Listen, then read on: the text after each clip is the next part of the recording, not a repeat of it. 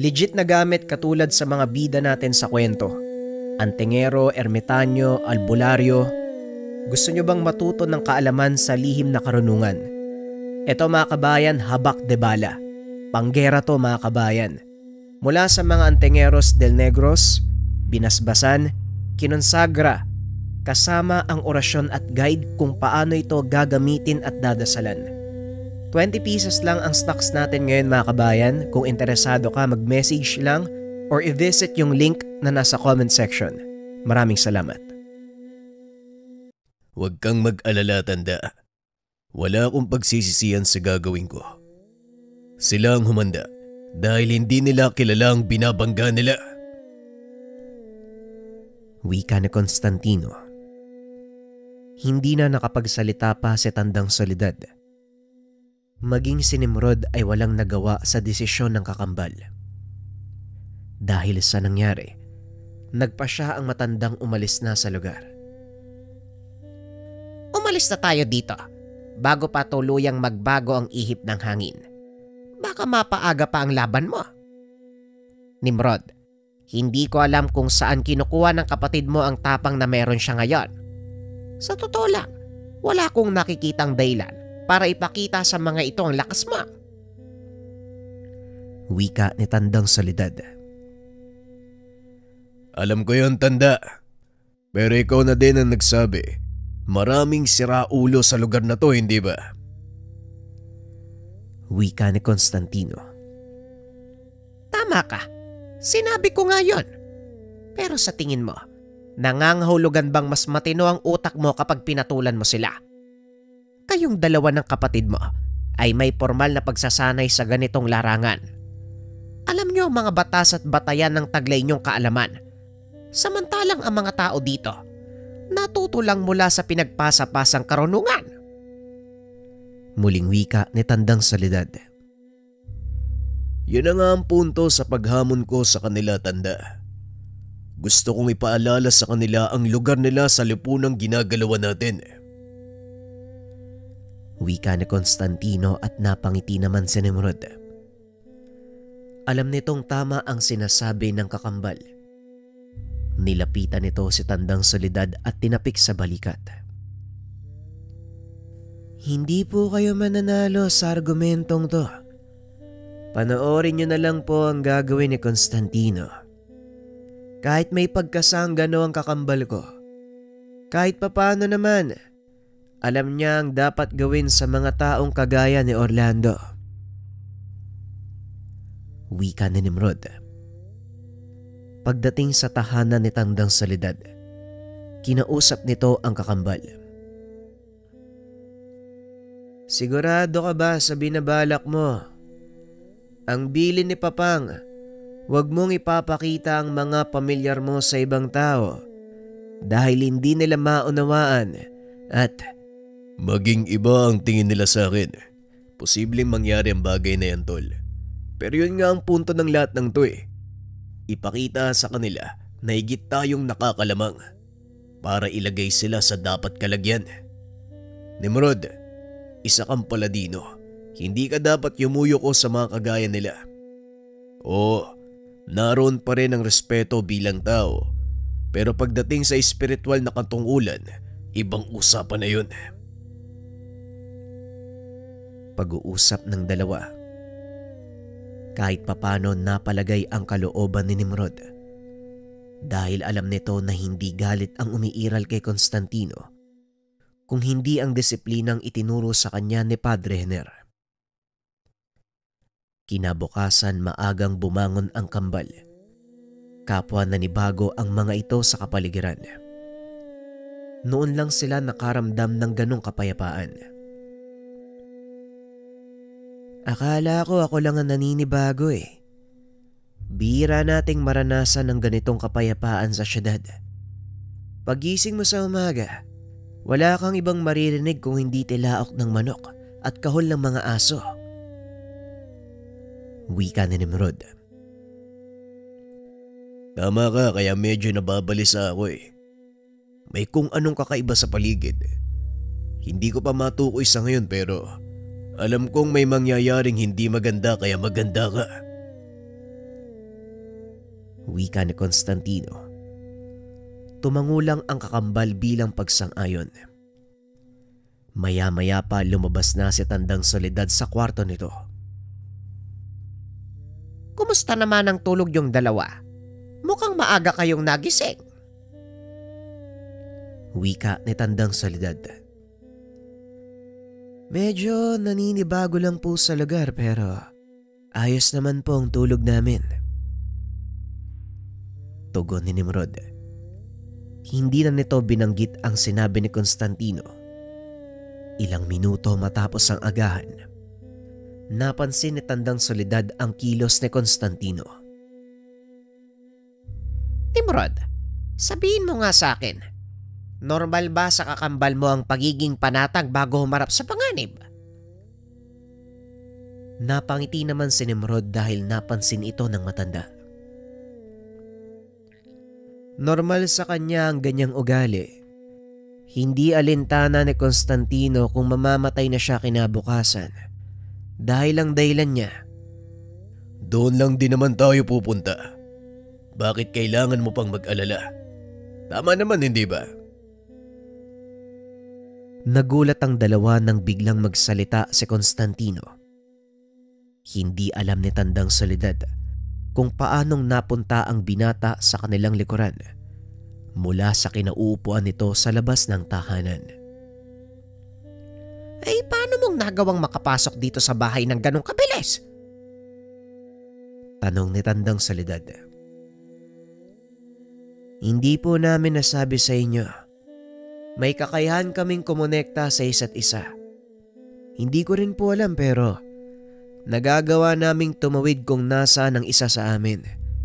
Kagaya ngayon, mabilis na nakakapunta si Constantino sa kinaroroonan ko. Ang hirap ipaliwanag eh.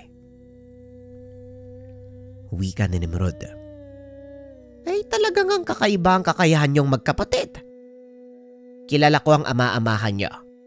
Matagal kong nakasama si Padre Hiner pero ni minsan, hindi niya nabanggit sa akin ang mga katangian niya. Wika ng matanda. Ang totoo niyan, Tanda, hindi rin alam ni Paps na kaya naming gawin ng ganito. Nagugulat na nga lang din kami. Tugon ni Constantino. Dito na napaisip si Tandang Soledad. Habang tinitignan ng kambal, may kung ano itong nakikita. Ngunit hindi malinaw sa matanda kung ano ang imahe. O siya, maganda na kayo. Malamang nag-aantay na si Orlando sa bayan. Mag-aalas 9 na. Wika ni Tandang Soledad. Habang naglalakad nagtatawanan ang dalawa. Bagay na hinahangaan ng matanda. Alam nito kung gaano kadelikado si Orlando. Sigurado din siyang naramdaman ito ng dalawa. Ngunit parang baliwala sa kambal ang kakaraping panganib. Pagdating nila sa bayan, nakita nilang napakaraming tao. Nagtipon ang mga ito upang panoorin ang magiging laban ng dalawa. Hindi ko akalaing ganito kadami ang manonood ah. Tandang Soledad, lagi bang ganito dito? Tanong ni Nimrod. Ngayon lang uli nagkaroon ng ganitong pagtitipon ng mga tao. Si Orlando ang makikipagsagupaan sa isang baguhan. Inaasahan nila, ilalampasok ka ng kanilang pambato. Wika ni Tandang Soledad. Natawa si Crisanto sa sinabi nito. Ay nako, nasa na pala yung Orlando na yun? Tanong ng binata habang naglalakad papunta sa tumpok ng mga tao. Nakita nitong si Orlando na nakaupo sa lapag. Ang akala ko hindi ka nadadating. Iniisip kong naduwag ka na at tuluyang umalis, kagaya ng mga nauna sa'yo. Wika ni Orlando. Hindi ikaw yung tipo ng taong makakapagpatakbo sa akin. Kung ang mga demonyo nga bumalik sa impyerno, ikaw pa kaya? Tugon ni Constantino. Tumayo si Orlando at hinarap ang binata. Patunayan mo na lang ang sinasabi mo. Kahit si Satanas napatakbo mo, kalokohan. Muling wika ni Orlando. Napangiti na lang si Constantino, sabay tanggal ng suot niyang jacket. Sana lang, huwag mong pagsisiyan ang mangyayari. Wika ni Constantino. Bakit hindi mo yan sabihin sa sarili mo? Tugon ni Orlando, sabay sugod sa binata. Isang malakas sa suntok ang unang binitawan. Nagawa namang salagi ni Constantino ang kamao nito. Napangiti ang binata habang nagpapagpag ng kamay. Ayos, hindi na masama. Nimrod, alam mo na ang gagawin mo. Ngayon manood ka kung paano kung pinapatras ang demonyo pabalik ng impyerno. Wika ni Constantino. Nanlaki mga mata ni Orlando nang biglang nabalot ng usok ang paligid. Nataranta ito dahil yon ang unang pagkakataon na nakakita siya ng ganong kakayahan. Anong ginagawa mo? Saan ang gagaling ang usok na ito? Tanong ni Orlando. Huwag kang mag-alala dahil proteksyon yan para hindi madamay ang mga taong nanonood. Kailangan kong gawin to dahil hindi ko saklaw ang lawak ng espiritual kong kapangyarihan. Tugon ni Constantino. Kinuha nito sa bulsa ang itim na kahoy. Sinugatan ng palad. Ipinatak sa lupa ang dugo. Nagulat ang lahat ng nanonood nang biglang lumitaw sa paanan ng binata ang isang pentagramo. Matapos ay lumabas mula dito si Amatea kasama ang Atalante. Ano ang dahilan? Bakit mo kami tinawag, Constantino? Wika ni Amatea na nasa anyong pusa. Nakasakay sa likod ng asong may 3 ulo. Hindi naman kita tinawag yung Atalante lang. Ewan ko kung bakit ka sumama. Pero hindi na mahalaga yun. Nakita niyo ba ang taong yan?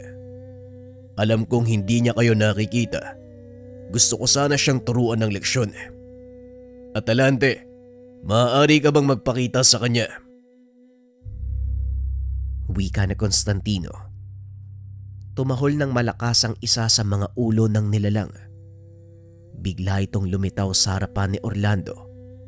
Napatras ito sa takot nang makita ang wangis ng nilalang mula sa impyerno. Anong uri ng nilalang yan? Wika ni Orlando. Ang tawag sa kanya ay Atalante, ang tagapagbantay ng trangkahan ng impyerno. Siya din ang humihila pabalik sa mga kaluluwa na gustong tumakas sa kanilang sentensya. Wika ni Constantino. Kung mula sa impyerno ang nilalang na yan, ang ibig sabihin lang doon, isa kang demonyo. Wika nito habang naglalabas ng libreta. Aba, ayos ah. Marunong ka din palang mag-usal ng mga boy na salita. Wika ni Constantino. Nag-usal ng mga dasal si Orlando para pabalikin sa pinanggalingan ang Atalante. Sa kasamaang palad hindi man lang ito natitinag. Huwag ka nang magsayang pa ng pagod, Orlando. Dahil kahit anong gawin mong pag-uusal, hindi susunod sa iyo ang alaga ko. Tanging boses ko lang ang pinapakinggan niya. Pero huwag kang mag-alala. Hindi sila naparito para lumaban. Tinawag ko ang Atalante dahil maliban sa ating dalawa, may isa pang nilalang ang gustong makisali. Wika ni Constantino. Isa pang nilalang? Anong ibig mong sabihin? Tayo lang ang nandito sa loob ng ginawa mong pananggalang. Wala na akong... Hindi na ituloy ni Orlando ang sasabihin. isang anino ang lumabas mula sa lupa. Mukhang naistorbo ko ang masaya niyong ginagawa. Pasensya na, pero may kailangan ako sa taong ito, Constantino. Huwag kang makikialam kung ayaw mong lumala pa ang sitwasyon. Wika ng nilalang. Trevor, kahit kailan talaga, hindi ka nadadala, ano? Tugon ni Constantino. Uulitin ko, hindi ikaw ang pakay ko, kaya manahimik ka. Tugon ng nilalang. Naupo ang binata sa sulok habang pinapanood ang gagawin nito. Nararamdaman din ni Constantino na ang pakay ng demonyo ay walang iba kung hindi si Orlando. O sino ka naman? Ano kailangan mo sa akin? Tanong ni Orlando. Alam mo ang dahilan kung bakit ako nandito. Huwag ka nang magmaang-maangan. Bakit hindi mo aminin sa karamihang isinanla mo ang iyong kaluluwa sa demonyo para maging malakas? Nandito ako para singilin ka sa pagkakautang mo. Huwag kang mag-alala. Wala nang interes yan.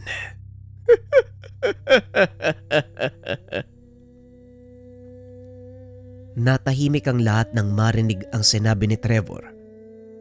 Napatingin si Constantino kay Nimrod. Tumango lang ito bilang pagsang-ayon sa plano ng kakambal. Naglabas ng karit at isang garapon ng demonyo. Itinutok ito kay Orlando. Ngunit hindi na ituloy ni Trevor ang gagawin. Biglang lumitaw sa harapan nito si Nimrod. Hindi ko napansing nandito ka din pala. Bakit ba ang hilig niyong makialam sa gagawin ko? Tanong ng demonyo. Ilang beses din ba naming sasabihin sa'yo na wag mong gagawin ang mga kalokohan mo sa harapan namin? Ang tigas din ng ulo mo no? Wika ni Nimrod. Biglang iwinasiwas ni Trevor ang kanyang karet. Mabilis na nakaiwas ang binata. Ginagawa ko lang ang trabaho ko. May pagkakautang ang taong ito. Kaya umalis ka sa harapan kong insekto ka. Muling wika ng demonyo. Sabay hambalos ng karet kay Nimrod. Ang aga mo namang manggigil. Buhay pa ang taong nagsangla ng kaluluwa sa'yo Tignan mo nanghamon pa nga ng bugbugan Kalma ka lang. Wika ni Constantino.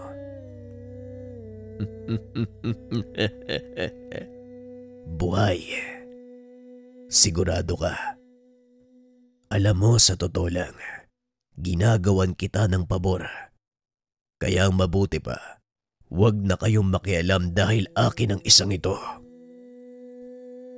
Wika ni Trevor. Pabor, anong ibig mong sabihin, demonyo? Tanong ni Nimrod. Hindi nyo pa rin ba nakukuha? Sa tingin nyo, bakit maglalakas ng loob na magamo ng isang pangkaraniwang albularyo sa mga gaya nyong paladino?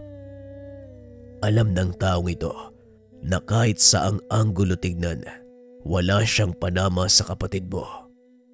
Yun ay kung gagamitin niya lang ang natutunan niya bilang manggagamot. Ngunit tignan niyong mabuti ang katawan ng taong ito. Bakit hindi siya naapektuhan ng tawagin mo ang mga pamilyar mo, Constantino? Pagpapaliwanag ni Trevor. Dito na napagtanto ng dalawa ang ibig sabihin ng demonyo. Kadalasan kapag nakikipagsagupaan sila sa mga pangkaraniwang taong may kaalaman, kaagad itong nangihina kapag nasa loob ng ginawang pananggalang ni Nimrod.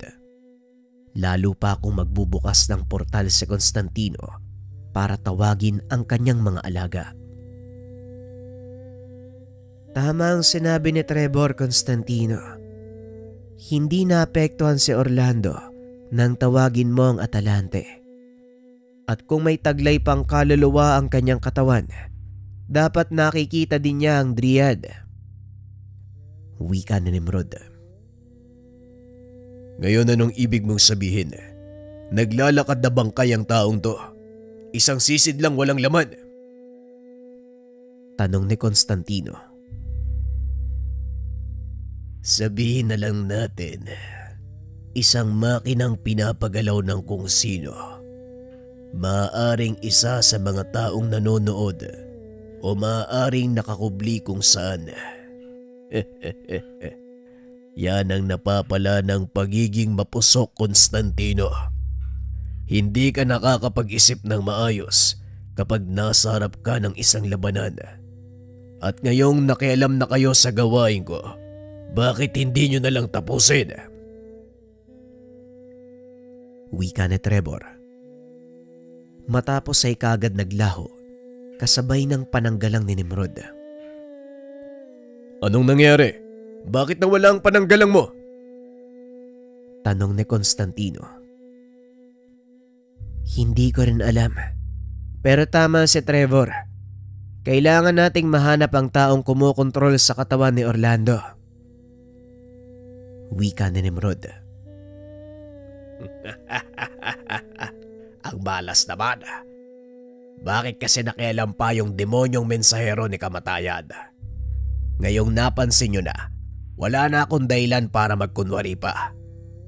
Meron kayong 2 oras para hanapin ako. Kung hindi, lahat ng mga kaluluwang nandito sa bayan, kakainin ko. 2 oras, mga batang paladino. Wika ni Orlando. Hindi akalain ng kambal na ganon ang kakalabasan ng inakala nilang simpleng subukan ng lakas. Walang alam ang mga ito na may demonyong nagtatago sa kumpol ng mga tao. Nanganganib ang buhay ng mga ito. Naisipan din ng kambal na ilikas ang mga taong bayan, ngunit mariing tumutol si Tandang Soledad. Pasensya na, pero hindi maaaring umalis sa mga tao sa lugar. Tignan mo ang paligid. Hindi lang kayo ang may kakayahang gumawa ng mga pananggalang. Sa hinuwa ko, malakas na uri ng elemento ang may hawak sa kaluluwa ni Orlando. Wika ni Tandang Soledad. Nakakainis naman oh. Paano ba nating mahanap ang nilalang na to? Wika ni Constantino. Biglang pumatong sa balikat nito si Amatea. Alam ko na ang dahilan kung bakit napasama ko kay Atalante nung tawagin mo siya. May kakayahan ng bantay ng lagusan na amuyin ang kaluluwa ng isang tao. Lalo pa kung may marka na ito ng isang demonyo. Hindi ako makapaniwala na hindi mo alam ang bagay na to. Wika ni Amatea. Ang totoo, ngayon ko lang nalaman ang tungkol dito.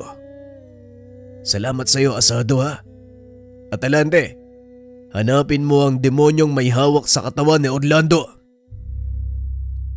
Wika ni Constantino. Mabilis na kumilos ang alaga nito. Nilibot ang buong paligid ngunit wala itong natagpuan. Maging ang mga taong nanonood ay isa-isang inaamoy.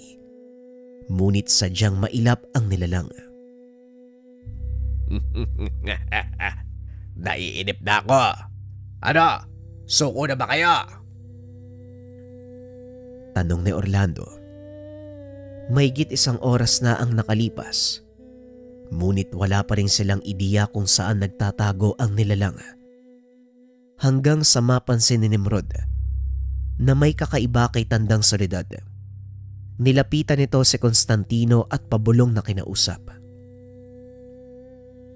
Tignan mo yung anino ni Tandang Soledad. Tignan mo rin kung nasaan ang araw. Hindi ba para may mali? Wika ni Nimrod. Nilingon ni Constantino ang matanda. Napansing salubong sa sikat ng araw ang anino ni Tandang Soledad. Tama ka. Nasa gawing kanan ng matanda ang sikat ng araw. dapat ang anino niya nasa kaliwa. Wika ni Constantino. Napangiti ang kambal dahil alam na nila kung nasaan ang nilalang. Alam mo Orlando, matalino ka eh. Aminin ko, nahirapan kaming hanapin kung saan ka nagtatago. Pero pasensya na, hindi makakalampas sa mata ko kahit ang pinakamaliit na detalye. Wika ni Nimrod. Laking gulat ni Orlando nang biglang suguri ng alaga ni Constantino si Tandang Soledad. Kinagat nito ang anino ng matanda. Tuluyang nalantad ang nilalang mula sa pinagtataguan nito. Dahan-dahan ding natunaw ang katawang nasa harapan ni Constantino. Tumambad sa mga manonood. Ang isang nilalang na kung titignan ay parang telang nakalutang sa hangin. Kagat-kagat ng Atalante ang leeg ng nilalang habang inaapakan nito ang katawan. Ngayon, sino ang mas mautak sa atin? Maaaring naisahan mo kami at kamuntikan ng mahulog sa patibong mo. Pero hindi mo alam ang talinong taglay ng kapatid ko. Wika ni Constantino. O na, nanalo na kayo. Ngayon utusan mo ang nilalang na to na bitawan ako ha. Wika ni Orlando. Pasensya na ha, pero hindi ka bibitawan ng alaga ko. Lalo pat may marka ka na sa katawan. Dadalhin ka niya sa dapat mong kalagyan. Wika ni Constantino. Matapos ay nagbukas ito ng portal para makapasok si Atalante. May dahilan din pala ang pagpunta niyo sa lugar na ito. Hindi lang isang problema ang nagawa niyong lutasin. Binabati ko kayo ni Nimrod. Wika ni Amatea. Matapos ay sumunod na ito sa Atalante. Hindi ko inaasahang ganito ang mangyayari.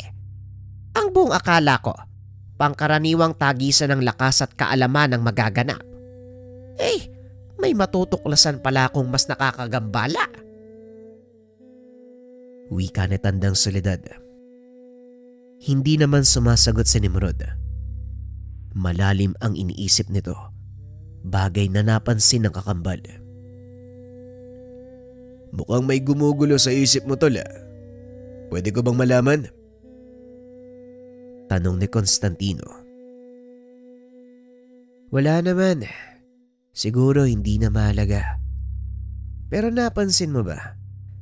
Kadalasan may kinalaman sa impyerong mga nakakasagupa natin. Kundi minsahero ni kamatayan, mga ligaw na demonyo. Tugon ni Nimrod. Para sa akin normal lang eh. Yun naman talaga ang trabaho natin simulat sa pool, di ba? Tugon ni Constantino. Sabay akbay sa kakambal. Ngayong tapos na kayo dito, ano ang susunod yung hakbang? Tanong ng matanda. Alam ng dalawa na hindi sila pwedeng manatili sa lugar dahil maaaring masira ang kapayapaan, lalo pat habulin ang mga ito ng gulong dulot ng mga nilalang na pilit kumakawala sa impyerno. Kailangan na naming bumalik sa syudad. May mga bagay pa kaming dapat asikasuhin doon eh. At isa pa, pareho kaming pumapasok sa eskwela. Tugon ni Nimrod. Kung ganun eh, hindi ko na kayo pipigilan pa. Dadaan ng bus papuntang Maynila ngayong 1:00 ng hapon. Kaya magmadali na kayo. Tugon ni Tandang Soledad. Hinatid nito ang kambal sa sakayan.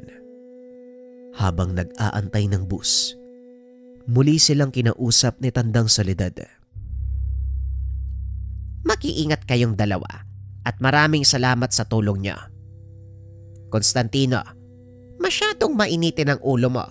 Nakadalasang pinagmumula ng gulo. Kaya konting lamig. Timbangin mo ang mga pangyayari bago ka gumawa ng pasya. Wika ni Tandang Soledad. Alam ko yon, Tanda. Salamat sa payo. Tugon ni Constantino. Ikaw naman, Nimrod. Huwag kang mag-aalinlangan sa kakayahan ng kakambal mo. Ikaw ang magsilbi niyang utak, lalo na sa oras ng kagipitan. Nawawala sa konsentrasyon ng isang ito at pinangungunahan siya ng emosyon. Muling wika ni Tandang Soledad. Opo, Tandang Soledad. Salamat po sa payo. Nandito na pala yung bus. Mauna na po kami ha. Maraming salamat sa pag-imbita sa amin. Tugon ni Nimrod.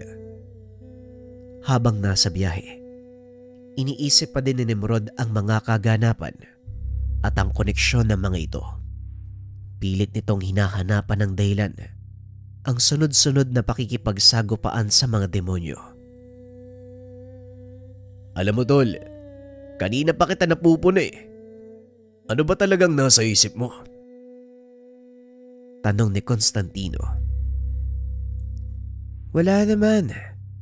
Hindi lang mawala sa isip ko yung mga nangyayari. Lalo na nung mga nakaraang araw. Palagi tayong sentro ng pag-atake ng mga kalaban. Samantalang noon, pinapatawag lang tayo dahil sa mga nakakawalang demonyo. Wika ni Nimrod. Napaisip si Constantino sa mga sinabi ng kakambal. Nanumbalik sa alaala nito ang mga nakaraang laban at ang mga kasong hinawakan nilang magkapatid. Tama ka nga. Pero bakit tayo pupuntirihin ng mga demonyo? Hindi kaya wanted tayo kay Satanas?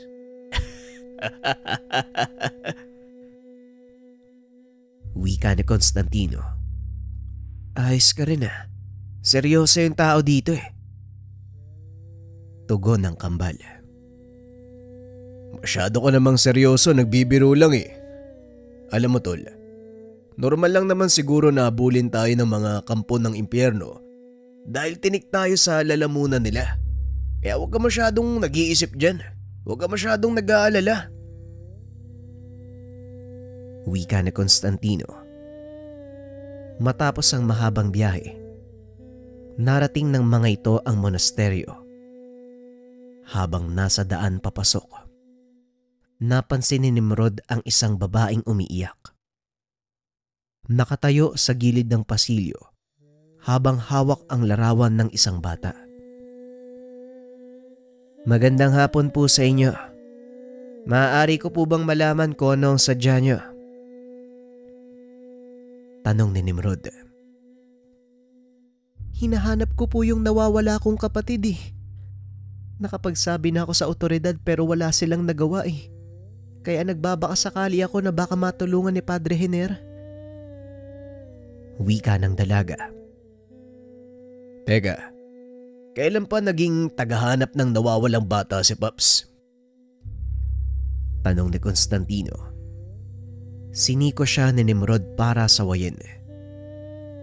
Pagpasensyahan mo na ang asal ng kakambal ko. Nakausap mo na ba si Papang?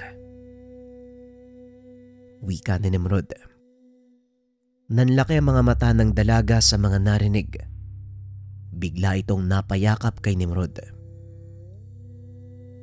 Salamat naman at dumating na kayo. Nakausap ko na si Padre Jenner eh. Ang sabi niya sa akin, antayin ko daw yung pagdating yung dalawa. Nagkatinginan ang kambal.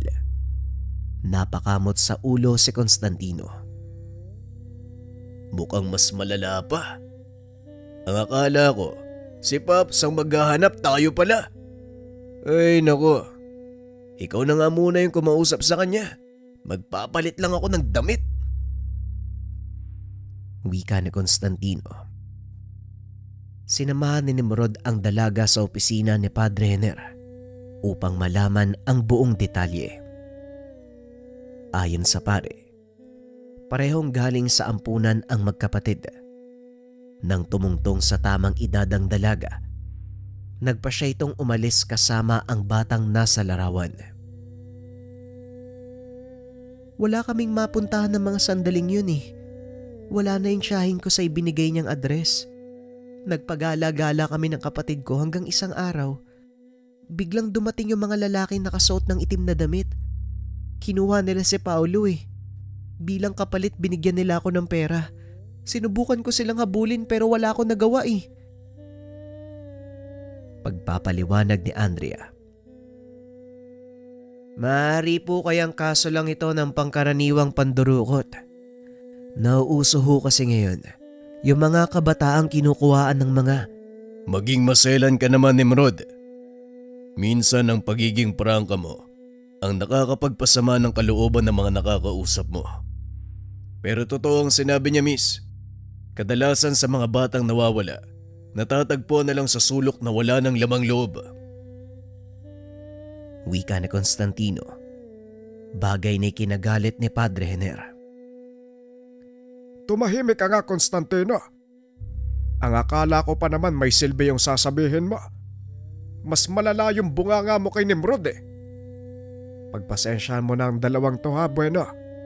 Ayon sa nasabi mong itsura na mga kumuha sa kapatid mo, masasabi kong organisado ang grupo nila. Kung ano man ang pakay nila, yon ang hindi natin alam at kailangang malaman. Kayong dalawa ang aatasan ko dito.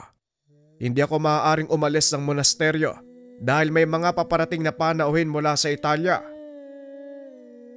Wika ni Padre Jenner. Mula sa Italia? Sino naman kaya ang bisita natin? Tanong ni Nimrod. Hindi ko alam eh. Maaaring obispo o hindi kaya kasapi ng samahan ng mga eksorsista. Ngayon lumakad na kayo nang masimulan nyo na ang paghahanap. Tugon ni Padre Jenner. Sige Paps, kami na po ang bahala. Halika na, Nimrod. Wika ni Constantino. Lumabas ng silid ang tatlo. Dinala ang dalaga sa silid aklatan. Dito nagsimulang magtanong si Constantino ng mga bagay tungkol sa pagkakakilanlan ng kapatid na lalaki ng dalaga. Gagawa lang ako ng merienda. Ikaw na munang bahala dito. Wika ni Nimrod. O sige, nagugutom na din sigurado tong bisita natin. Nga pala, anong pangalan mo? Tanong ni Constantino. Andrea po ang pangalan ko. Yung kapatid ko naman po si Paulo. Napakamot ng ulo si Constantino dahil sa paraan ng pagsagot sa kanya ni Andrea. Pwede ba? Huwag mo akong pinupo. Halos magkasing edad lang tayo eh. Wika ni Constantino. Pasensya na ha, pero bago tayo magpatuloy, pwede bang malaman ko kung anong ginagawa nyo dito sa monasteryo? Masyado pa kayong bata para maging pari. Tanong ng dalaga. Napakwento naman si Constantino. Dito kasi kami nakatira. Inampon kami ni Padre Jenner, yung matandang kausap natin kanina. Maniwala ka o hindi, kasapi kami ng mataas sa samahan ng mga eksorsista mula sa Italia. Tugon ni Constantino. Pero nung may tutulong ng mga eksorsista sa kaso ng kapatid ko? Tanong ng dalaga. Bagyang nainsulto si Constantino at nag-init ang ulo. Sino ba kasing nagsabi sa'yo na pumunta ka sa lugar na to? Pupunta-punta ka dito tapos questionin mo kami. Hindi ba sinabi ng mga tao sa'yo, demonyo at kaluluwang ligaw ang hinahanap namin at hindi nawawalang paslit? Tugon ni Constantino.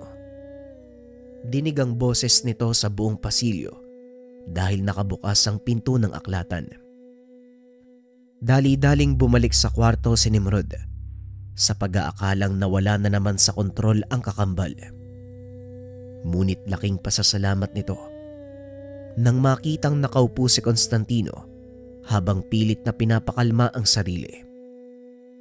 Muli itong bumalik sa kusina upang ituloy ang ginagawa. Pasensya ka na kung yun yung naging tono ng pananalita ko. Pero paano niyo ako matutulungan? Tanong ng dalaga. Marami kaming paraan para makatulong sa ganitong mga kaso. Kami ang huling takbuhan ng otoridad sa oras na mawalan na sila ng pagpipilian. Nagsisilbi kaming lihim na kakampi para sa kanila. Wika ni Constantino. Magsisimula tayo sa mga naiwang gamit ng kapatid mo. Pero bago yan, kumain ka muna. At ikaw din, Constantino, humigop ka muna ng mainit na kape para kumalmay ang utak mo. Wika ni Nimrod. Habang nagmimeryenda, patuloy na nag-uusap ang tatlo.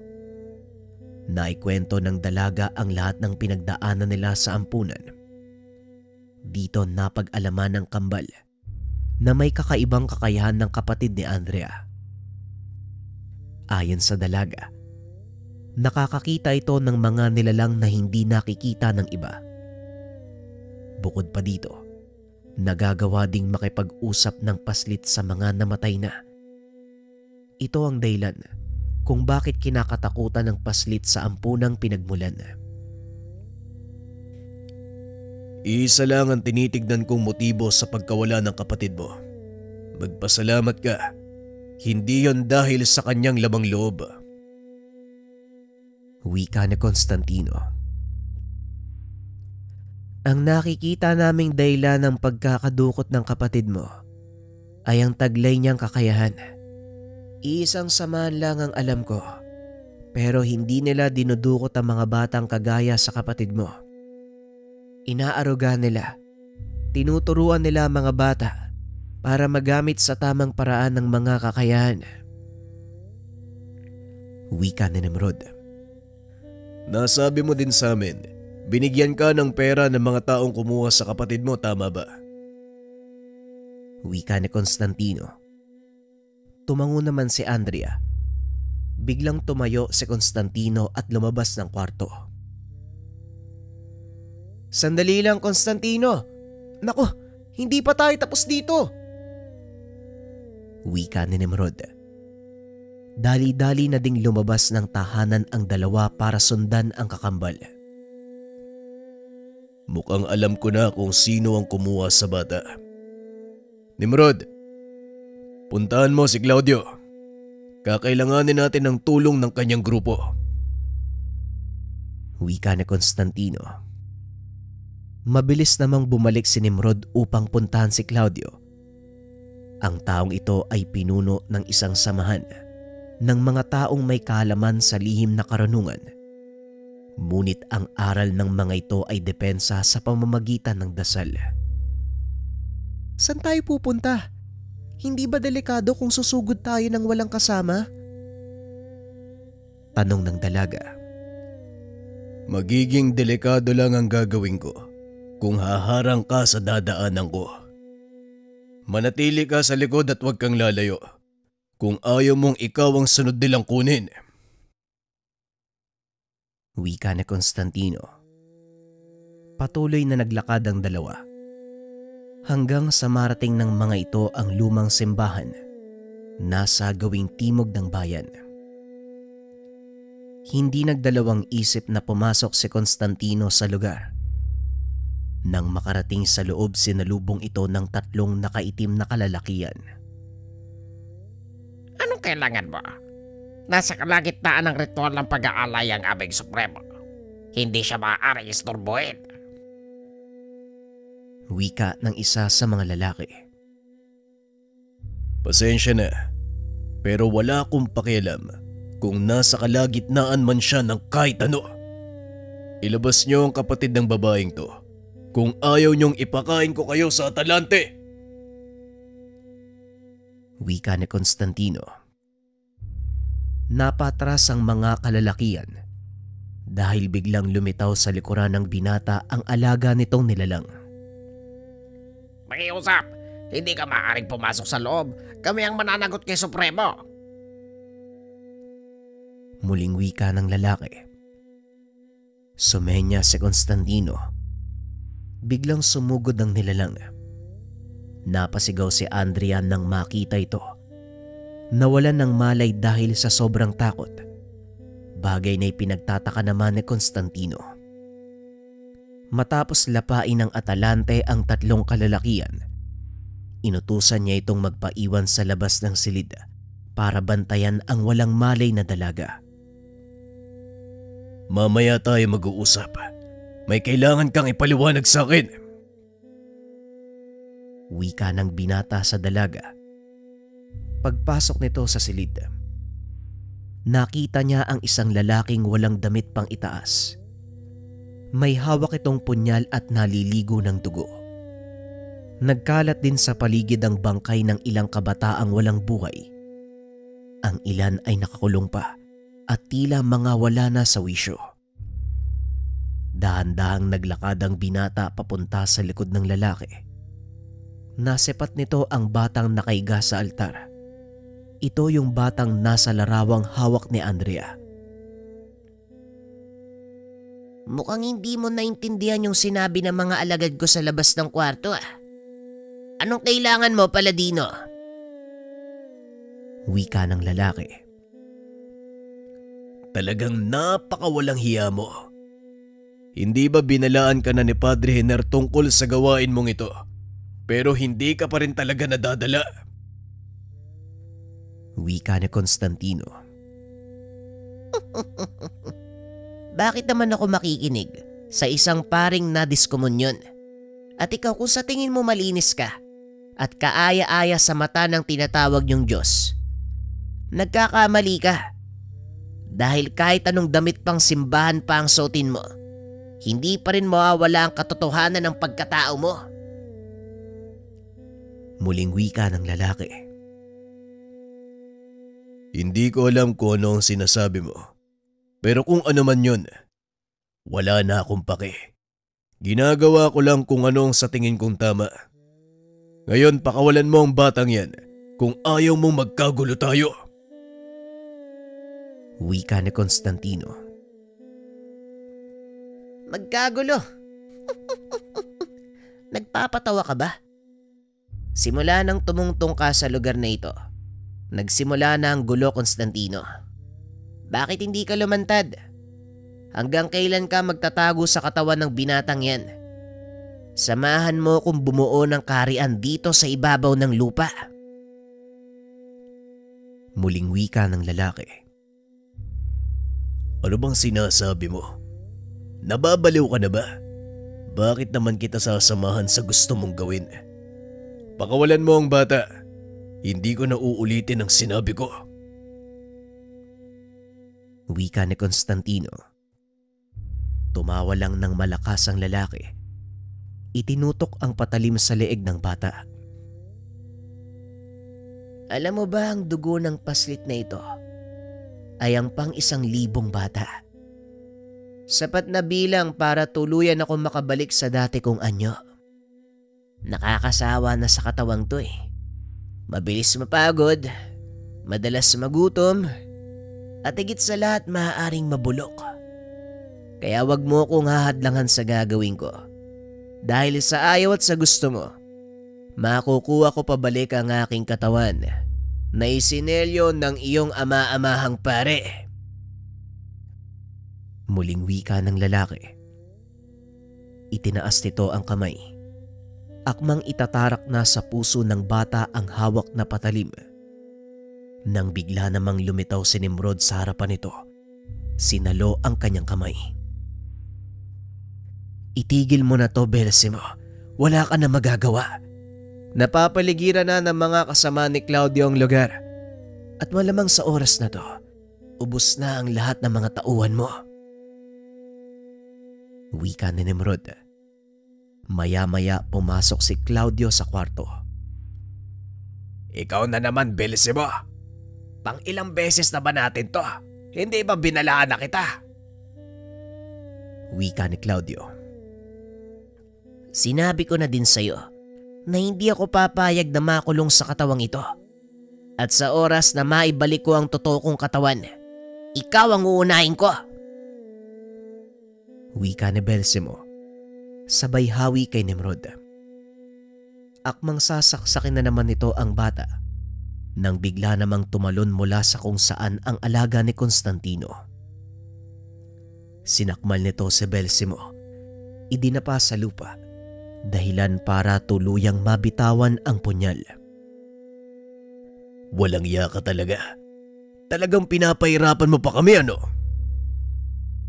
Wika ni Constantino.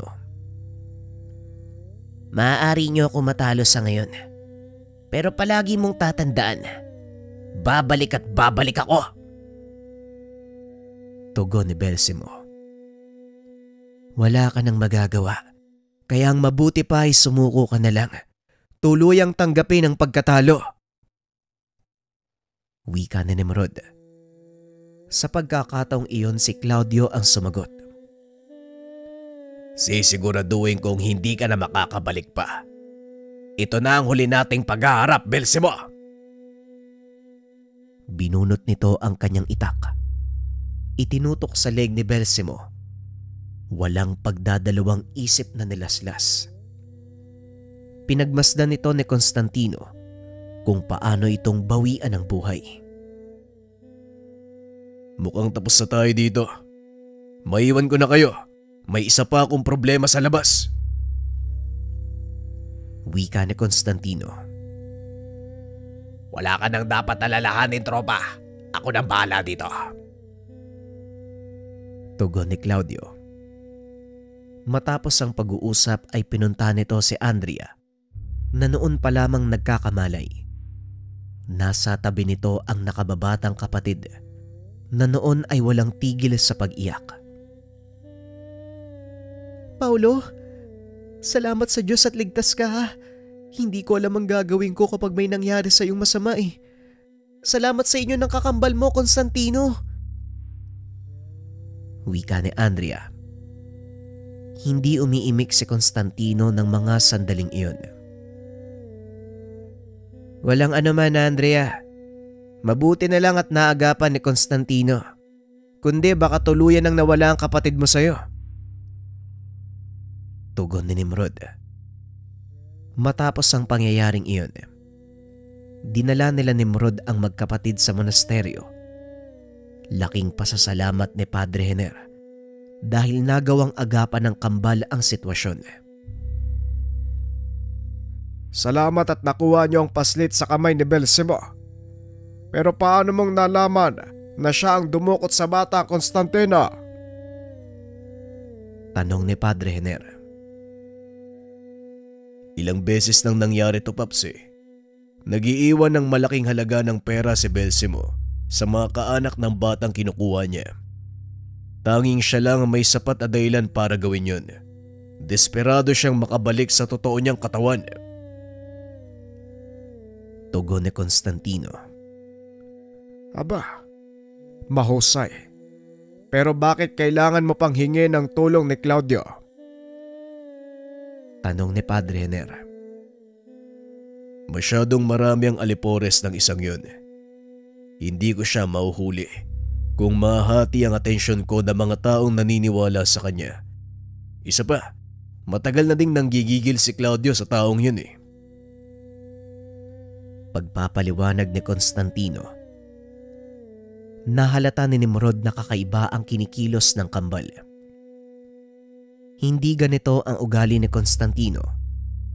Kadalasan ay nauuwi sa argumento ang pagtatanong ng kanyang ama-amahan. Pero sa pagkakataong iyon, biglang natikom ang bibig ni Constantino. Nilapitan nito si Andrea at nagsalita. Maaari ba kitang kausapin ng dalawa lang tayo? May ilang bagay akong itatanong sa'yo. Tumayo naman si Andrea at sumunod kay Constantino. Ako lang ba nakakapansin? Mahinahon si Constantino. Wika ni Nimrod. Maging ako ay naninibago. Pero hayaan muna natin siya. Baka may kung anong nasa isip ang kapatid mo. Wika ni Padre Jenner. Yun na nga po ang kinakatakot ko, Papang. Pero hahayaan ko na muna siya mag-isa. Marahil ay tama po kayo. Sige po, magpapahinga na ako. Wika ni Nimrod. Matapos ay lumabas ito ng kwarto. Habang nasa pasilyo, nadaanan nito si Constantino at Andrea. Nakaupo ang mga ito sa loob ng isang silid. Habang nag-uusap, pinili na lang niya na wag nang makialam. May ilang bagay akong itatanong sa'yo at sana maging tapat ka sa mga sagot mo. Wika ni Constantino. Medyo naintriga si Nimrod sa mga salitang binitawan ng kapatid. Napakahinahon ng boses nito, taliwas sa pagkakakilala niya sa ugali ni Constantino. Walang problema. Isa pa, wala naman akong dahilan para magsinungaling sa mga taong tumulong sa akin eh. Tugon ng dalaga. Mabuti naman kung ganon. Ngayon sabihin mo sa akin kung paano mong nakita ang Atalante. Tanong ng binata. Nagulat si Andrea sa naging tanong nito. Ano kasi, ang totoo, hindi ko rin alam kung ano yung nangyari. Basta nakita ko na lang siya nung tinawag mo. Tugon ng dalaga. Hindi basta-bastang nakikita ng ibang tao ang alaga ko, kahit gaano pa kataas ang kanilang kakayahan. Maliban na lang kung nagkaroon siya ng engkwentro dito. Sabihin mo sa akin ang totoo. Minsan mo na bang nakaharap ang alaga ko? Muling tanong ni Constantino. Sasabihin ko na sa iyo ang katotohanan. Kagaya ng kapatid ko, meron din akong kakaibang kakayahan. Kaya kong tumawid sa kabilang dimensyon gamit ang paglalakbay ng aking kaluluwa. Doon ko nakita ang Atalante. At hindi naging maganda ang naging karanasang yun.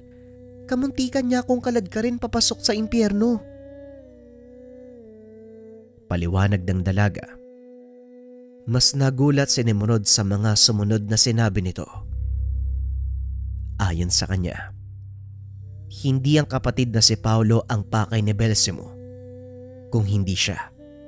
At dahil sa takot na magaganap sa oras na makuha siya ng demonyo, pinili nitong ialay ang kapatid. Kung ganon, tama nga ang hinala ko. Hindi totoong dinukot ni Belsimo ang kapatid mo dahil kusa mo siyang ibinigay. At ang perang ipinagkalob sa iyo ng taong yon, kapalit ng buhay ng kapatid mo. Ginawa mo yon dahil isa ka sa mga kasapi ng kulto ni Belsimo. Wika ni Nimrod. Napalingon si Constantino nang marinig ang boses ng kapatid. Anong ginagawa mo dito, Nimrod? Ayoko sanang makialam eh. Ngunit masama ang kutob ko sa mga nangyayari. Akala ko ako lang ang nakapansin. Alam mo ba kung anong pinasok mong gulo? Tanong ni Constantino kay Andrea. Wala akong magagawa eh. Malaki ang utang na loob namin kay Belsimo. Siya ang gumawa ng paraan para mabuhay ang kapatid ko. Pero kapalit nun, nanumpa ako ng katapatan sa kanya. Tugon ni Andrea. Nanumpa ka ng katapatan sa maling nilalang. Ngayon pagbabayaran mo ang lahat. Dahil habang buhay mong pagdudusa ng ginawa mong pasya. Hindi na matatanggal ang marka ng demonyo sa iyong kaluluwa. Wika ni Constantino. Alam ko ang kabayaran sa ginawa ko, pero hindi ko pinagsisisihan na isanla ang kaluluwa ko kay Belsimo dahil naging kapalit nun ng buhay ng kapatid ko. Wika ni Andrea. Hindi naman kita sinisisi o inuusig dahil naiintindihan ko ang sinasabi mo. Sana lang sinabi mo ng maaga sa amin para alam ko ang gagawin. Alam mo bang pati ang kapatid mo namarkahan na ni Belsimo? Wika ni Constantino. Nanlaki ang mga mata ni Andrea sa sinabi nito. Itinaas nito ang damit ni Paulo nakita ang selyong iniwan ng pag-aalay sa paslit. Anong mangyayari sa kapatid ko? Nasa panganib din ba yung buhay niya? Tanong ng dalaga. Oo, Andrea. At hindi lang siya, pati ikaw. Hindi kayo maaaring pumunta sa mga lugar na may malakas na presensya ng kadiliman dahil maaaring sumalakay ang mga demonyong pinag-alayan ni Belsimo. Pagpapaliwanag din ni Nimrod. Manatili kayong dalawa sa pangalaga ng monasteryo. Kakausapin namin si Paps tungkol dyan. Ikaw na munang bahala dito, Nimrod. Ipaliwanag mo sa kanya ang tungkol sa selyo at mga dapat nilang gawin. Kailangan kong puntahan si na Claudio at ipaalam ang totoong nangyari. Titignan ko kung may maitutulong ba ang kaibigan kong yun. Wika ni Constantino. Naiwan si Nimrod at Andrea sa silid. Muli nitong kinausap ang dalaga.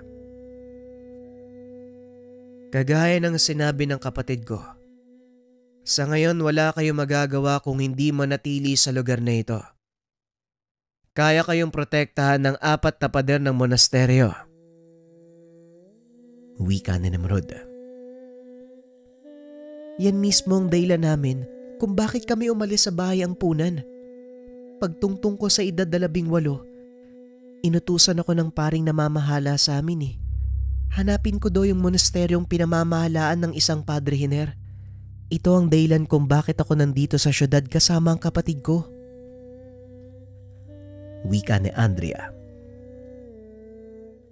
Alam mo ba ang dahilan kung bakit kayo sinabihang lumapit sa monasteryo? Tanong ni Nimrod. Ang totoo, hindi ko alam yung dahilan ni Padre Limuel nung paalisin niya pati si Paulo eh. Wala pa naman sa tamang edad ang kapatid ko. Pero dahil nasa 8 gulang na ako, isinama ko na lang si Paulo. Pagpapaliwanag ni Andrea. Kung ganon, manatili kayo sa lugar na ito hanggat gusto niyo. Pagpasensyahan mo na nga lang ang ugali ni Constantino dahil araw-araw mong makakasalubong ang nakabusangot niyang muka.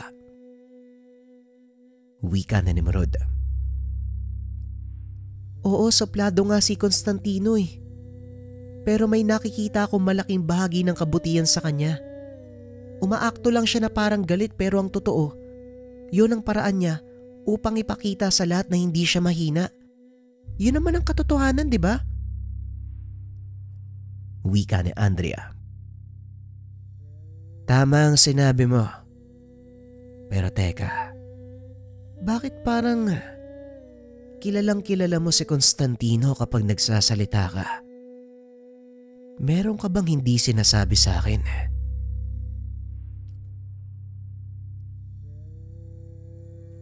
Maraming salamat sa pakikinig ng ating kwento mga kabayan. Abangan ang part 4.